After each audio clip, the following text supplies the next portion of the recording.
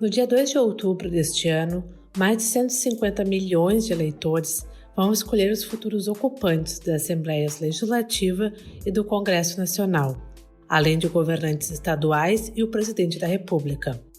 Faltando 100 dias para a eleição, o Direto ao Ponto faz uma edição especial, em conjunto com Matriz, podcast da editoria de política do Correio do Povo.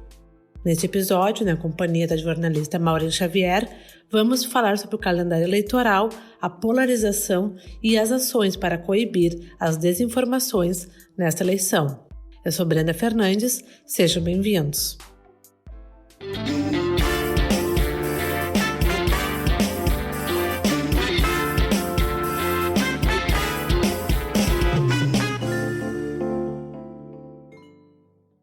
Olá, Maureen, seja bem-vinda ao Direto ao Ponto, muito prazer em conversar contigo. Falando de eleições, né, que é o assunto agora principal, pelo menos na política e nacional, o nosso principal foco agora nos próximos meses, e porque também estamos entrando nesses 100 dias do dia 2 de outubro, né, quando a população então vai às urnas para escolher seus representantes. E pegando já então esse calendário aí, que agora é o mais importante, né, que tem datas bem expressivas, eu queria que tu explicasse um pouco quais são os próximos passos dentro desses 100 dias e qual é a importância, assim, o que ainda está por definir, o que já está definido. Queria que tu explicasse um pouco sobre isso. Brenda, então, ótimo estar de volta, né? Agora falando de eleição, que eu brinco, que é a Copa do Mundo, né, do esporte, é a eleição da política. E o que nós temos nesse momento? Né? A gente já tem um cenário de pré-eleição muito forte, nessa antecipação, a gente pode dizer, que é comum, porém, nesse ano ganhou alguns elementos mais fortes, tem muitas discussões jurídicas, tem aí alguns discursos acirrados. Então, sim, nós estamos tendo uma pré-campanha bem mais, vamos dizer assim, intensa do que em outras eleições, e essa sim vai ser uma eleição diferenciada. Alguns cientistas políticos consideram como uma das mais importantes, né, desde o processo de redemocratização. Então, o que nós temos a partir de agora? A gente começa a dar essa largada de 100 dias, que é quase uma contagem regressiva para o dia da eleição, que na verdade ele só culmina, né? Ele é o coroamento de todo um processo que é construído. E o que está acontecendo nesse momento? A gente está aí em amplas negociações e articulações, tanto no âmbito estadual como nacional, em torno dos nomes das chapas. E isso vai seguir com mais intensidade até o dia 20 de julho, que é o período que tem início as convenções. As convenções é quando esses pré-candidatos, esses monte, inclusive, de pré-candidatos, tornam-se candidatos, propriamente dito, com o aval dos seus partidos, as coligações são formadas, e muda um pouco, né, esse perfil. O período das convenções vai até 5 de agosto. O que acontece? Alguns partidos escolhem algumas datas simbólicas, né, às vezes por ter relação com os seus próprios números de partidos, e outros escolhem também pelas posições. Querem fazer bem no início das convenções, outros fazem bem no como final. Uma estratégia. Como uma estratégia, exatamente. Então, o que a gente vai ter? A gente vai ter essa janela aí que vai do 20 de julho até 5 de agosto, dessas confirmações. Encerra-se a discussão aí? Não encerram-se. Por quê? Porque essas discussões elas vão permanecer até o registro oficial, que se dá aí alguns dias após o período das convenções, que é quando as chapas realmente são homologadas, né, com todos os seus integrantes. Especificamente, por exemplo, no Rio Grande do Sul é o candidato a governador ou governadora, a vice e ao Senado. E depois também as chapas, que são as nominatas, né, que disputam a Câmara dos Deputados e a Assembleia Legislativa, né? Só para dar um exemplo. Depois entra o período de julgamento. Então, a gente vai ter, propriamente dito, lá no final de agosto, o início das campanhas, mais fortemente, né, já com todos esses nomes bonitinhos. O início das campanhas até 15 de setembro, ou 13, 15 de setembro, que é o período que tem as primeiras ali prestações de contas, avaliações dos primeiros dados, e culminar propriamente com a eleição no dia 2 de outubro. Então, a gente está tendo eleições mais curtas, assim como já vem acontecendo nos últimos anos. Então deve intensificar bastante aí final de agosto e durante o mês de setembro. Certo. Tu mesmo comentou, né, a gente está indo num processo de pré-candidatos, né, nada muito consolidado, mas a gente já percebe cenários bem polarizados, né, principalmente para o Palácio do Planalto, um cenário bem polarizado. Eu queria que tu comentasse se isso será algo esperado e que isso impacta na nossa eleição. E depois, no governo do estado, aqui no Rio Grande do Sul, a gente tem um cenário que ainda não está desenhado atualmente, com várias reviravoltas, várias movimentações ainda, né? Algumas bem inesperadas, assim, né? Pelo que a gente acompanha na política. Então, eu queria que tu comentasse sobre a polarização, né? Era algo esperado? O que isso deve movimentar aí no xadrez da política? A gente pode pensar que existia uma certa polarização que passava exatamente pelo PT e pelo PSDB, se nós formos pensar a década de 90 e os anos 2000. Essa era uma polarização. Então, ter uma polarização não chega a ser uma novidade. O que acontece? Na eleição de 2018, nós não tínhamos uma polarização, nós tínhamos um cenário aberto, né, ainda com muitas movimentações, e que acabou depois, né, tendo o desfecho da vitória do atual presidente Jair Bolsonaro em segundo turno, né, contra o candidato do PT na época, Fernando Haddad. O que a gente tem dessa vez? A gente tem uma polarização que agora não é com a figura do PSDB, é com a figura de Bolsonaro, no caso agora, se antes ele estava no PSL, que foi o partido que ele se elegeu em 2018, agora ele está no PL. Então, a tendência é que a polarização deixe de ser tanto do partido para ser da figura, né? Bolsonaro, atual presidente, e o ex-presidente Lula. Desde o ano passado, né, com mais intensidade, muito se discutiu sobre uma terceira via, né?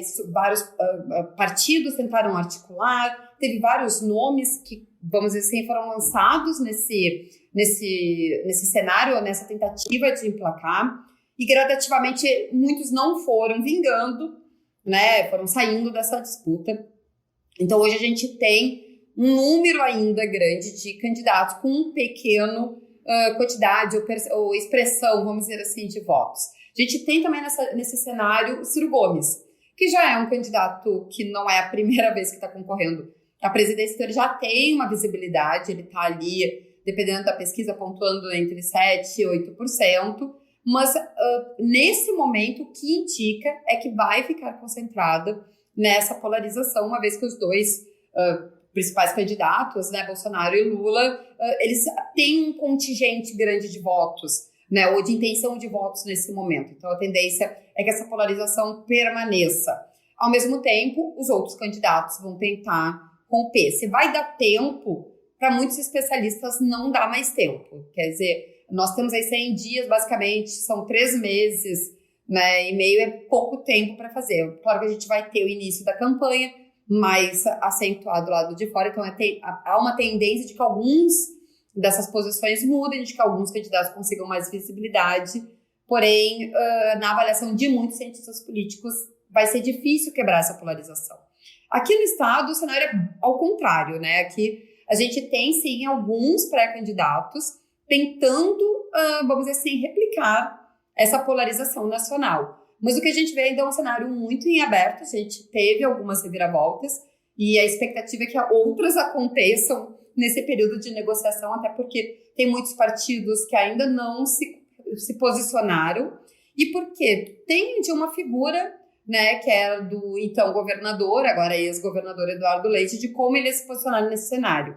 Né, ele fez um movimento, ele vinha tentando desde o ano passado ser o nome do partido, do PSDB, à disputa nacional, tendo essa tentativa frustrada. Ele deixa, inclusive, o governo no final de março e agora, né, há 2 semanas atrás, ele se reposiciona e dessa vez como nome do partido no estado. Então, isso movimenta, sim, movimenta muito, porque movimenta até a articulação dos próprios aliados, né? É importante lembrar que o ex-governador Eduardo Leite, ele conseguiu compor uma base bem ampla.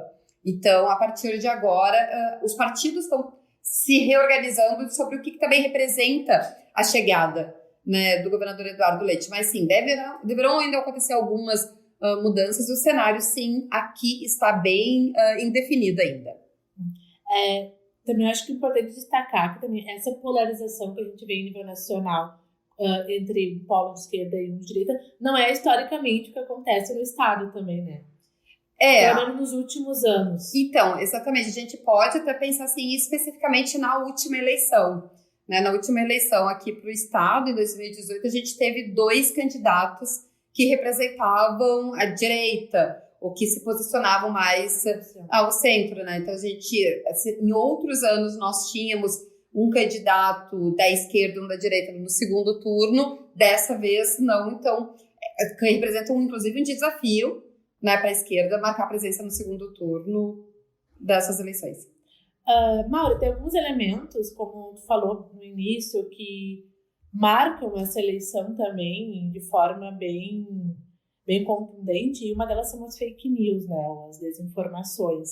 Elas não são inéditas, né? Desde 2018 isso impactou as eleições, se falou muito. E para essa eleição, algumas atitudes diferentes, algumas ações, né, para coibir, foram tomadas assim, por órgãos. Há um cuidado maior em relação a isso. Eu queria que tu explicasse o que de ação a gente vai ter nessas eleições, e qual a importância do impacto, enfim, né, dessas fake news, dessas desinformações no resultado das eleições e no pleito mesmo.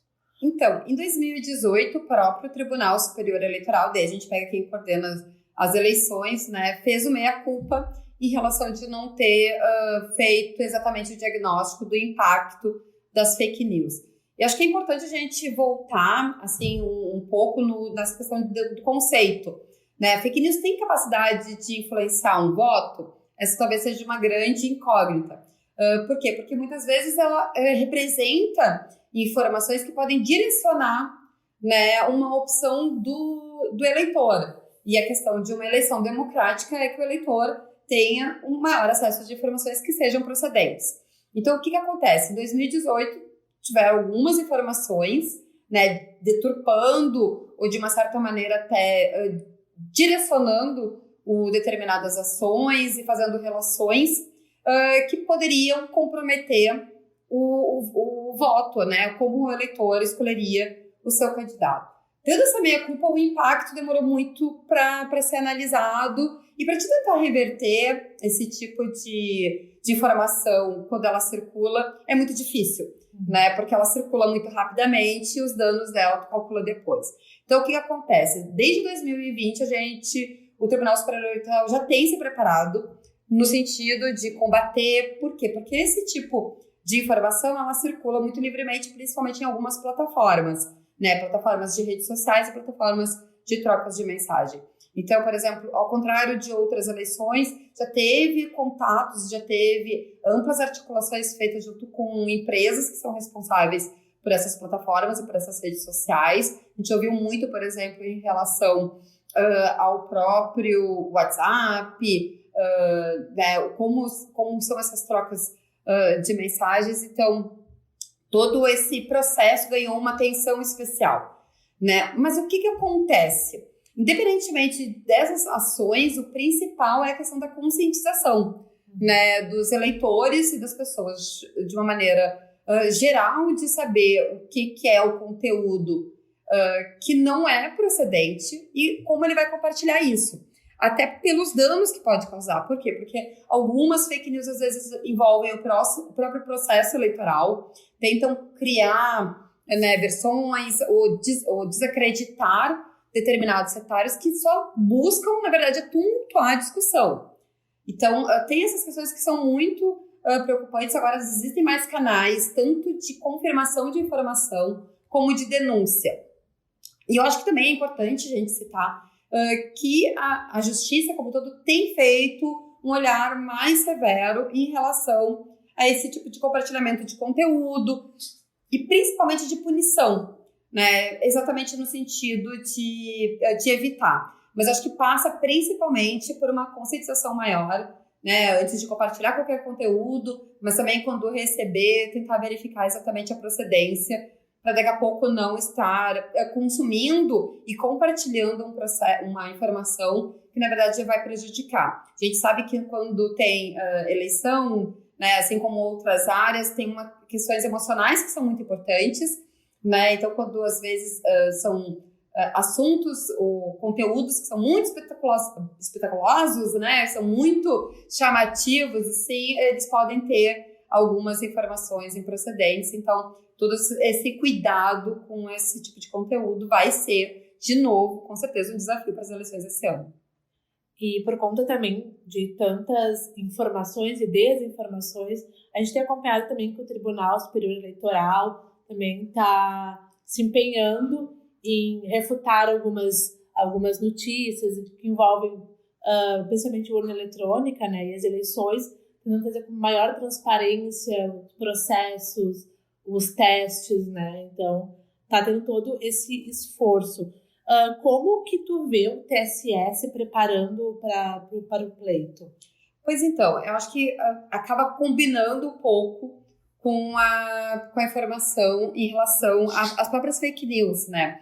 A gente teve todo o processo eleitoral sendo e recebendo muitas críticas, né, de alguns políticos inclusive que foram eleitos por essas mesmas urnas eletrônicas e por esse mesmo sistema, fazendo críticas e colocando em dúvida. Nesse cenário de polarização e nesse cenário de um acirramento muito grande, muitas dessas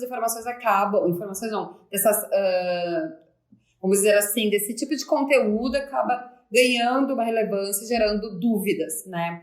Então, o processo, a Justiça Eleitoral tem refutado muito dessas críticas e mostrado como o sistema realmente funciona. Não existe, né, um lugar onde os eleitos são escolhidos, trazendo maior transparência, né? A urna eletrônica que vai ser usado em uma boa parte das eleições esse ano, porque ela é trocada gradativamente, ela já tem mais sistemas de segurança exatamente nesse sentido. Essa é uma alternativa, mas também o Tribunal Superior Eleitoral ele tem preparado algumas outras, vamos dizer assim, tem desenvolvido outras ações. Por exemplo, a quantidade de urnas que vão ser passadas por apurações e verificações ao longo do processo, também a própria maneira de divulgação das informações. Então, por exemplo, aqueles que contestam, muitos que pedem o voto impresso, né, como uma maneira de ter certeza dos votos que foram feitos, existe um boletim de cada uma das urnas, né, no final do processo. Esses boletins eles são divulgados pela Justiça Eleitoral após o processo de apuração. Isso demorava 2, 3 dias, esses boletins de urna, e a expectativa é que já seja divulgado durante a apuração, esses boletins já sejam conhecidos. Então, o que acontece? Qualquer pessoa vai poder fazer os cálculos, né, de uma maneira manual, ou né, enfim, vai poder fazer esse cálculo de número de votos, número de abstenções e poder comparar. Essa é a ideia, trazer mais transparência. E isso tem sido, né, uma medida adotada pela Justiça para tentar trazer mais transparência possível e coibir, né, esse tipo de ataque e possíveis, vamos dizer assim, suspeitas sobre o resultado. Né? Então, acho que esse vai ser também outro desafio por parte da Justiça Eleitoral ao fim desse processo. Maura, a gente falou lá no início do podcast que agora temos, então, a volta, né, do podcast da Matriz, aqui do Correio do Povo, onde vamos falar sobre eleições, né, que é o tema do momento. E a ideia é trazer vários braços, então, sobre o assunto. Eu quero que tu explique um pouco o que a gente vai discutir, o que o ouvinte pode esperar do podcast da Matriz. Exatamente. O podcast Matriz, ele é da editoria de política, né? Ele já surgiu há alguns anos. Em função da pandemia, a gente acabou fazendo algumas reformulações. Em 2020, durante as eleições municipais, a gente fez vários materiais exclusivos e a ideia agora é exatamente isso. É recuperar esse intensificamento dessas informações, né? Tentar trazer mais bastidores também, porque tem muitas coisas que acontecem que nem sempre, né, acabam, vamos dizer assim, ganhando todo o espaço que precisa. Então, poder contar algumas coisas de bastidor e também falar um pouco mais dessas articulações que estão acontecendo, também algumas entrevistas. Então, sim, né, vamos trabalhar mais esses conteúdos para preparar mais para esse processo da eleição, essa contagem regressiva.